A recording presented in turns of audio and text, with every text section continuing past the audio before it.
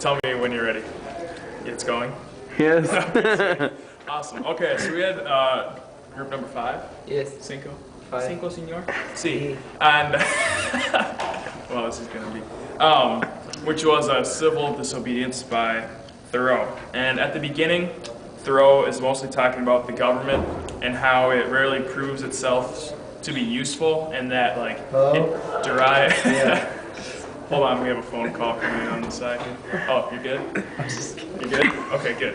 And so it talks about it derives its power from the majority, but the majority doesn't necessarily have the best viewpoint, so that doesn't give it a good enough reason. And he says that people's first obligation is to do what they feel is right, not what the government says. And so that if they disagree with the law of the government, they should distance themselves from it and not just follow it because they say so. And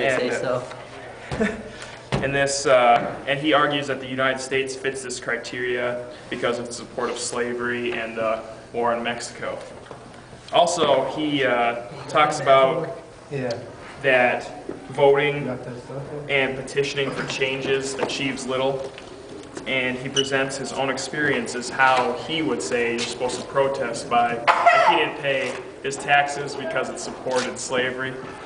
And he talks about his night in jail and how he, instead of actually like protesting, he kind of Get them credit card numbers. He ideologically separated himself, and he also says that it's hard for the people in government to change because you can't see how corrupt it is when you're working within it, really. Los quotes tenemos. They think that if they should resist, the remedy would be worse than... No, keep going. Can you quit interrupting our shoot? Will you stop? Alright, we'll pick up. Shows how people lived in fear of higher. Think two. Be the worst, that the evil.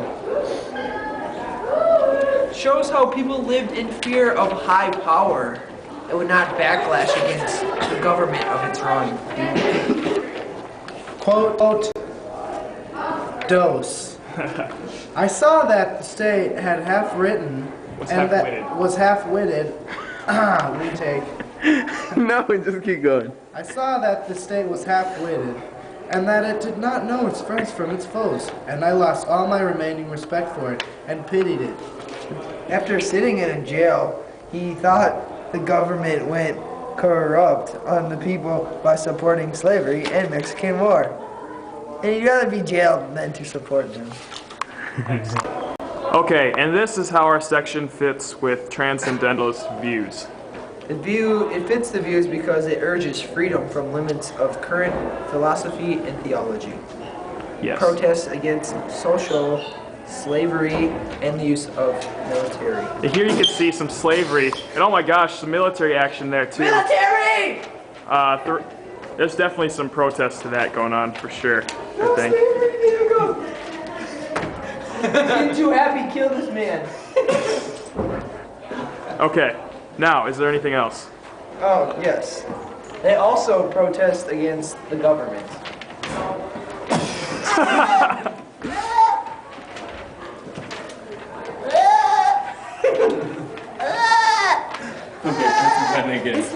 Go. Some literary devices we found one was paradox, which is contradicting something, and it was... It's like this. It's like when I hit him, but he's still laughing. It's a paradox. He shouldn't be laughing. Okay, so one of the examples that paradox is used, the guy says, still more difficult one to climb or break through before they could get out to be as free as I was when he was in jail. And he's in jail, but he's spiritually free because he doesn't support the bad things the government does. So he's free while he's in jail. There's a simile/comparison, and the sentence was, the state was described as timid as a lone woman with her silver spoons. The state does not know what to do, and that's a timid part. And the state invests in stupid things like slavery and military, and that's the spoons. Oh, and is that the old woman right there? Yeah.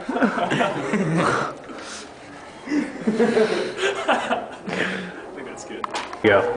Some modern day correlations from this story is like, well, right now actually, like many people are frustrated with the current government and the war that is going on, so you can draw that parallel, as Thoreau was frustrated at the government and the war in his essay, but also like the civil disobedience had a profound impact on both Gandhi and Martin Luther King Jr. and their push for civil rights and reform. And here is Martin Luther King Jr. giving a speech back. I have a dream.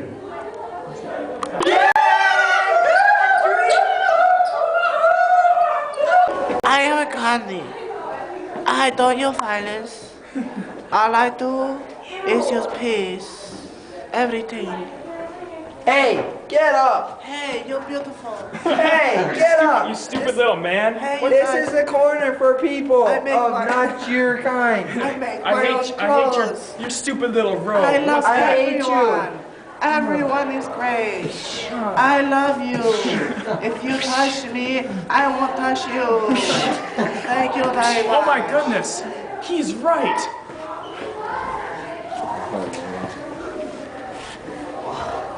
This is what I do to everybody. So peaceful. Oh, I make my own clothes. I love you. No, I love you more. Oh. I love you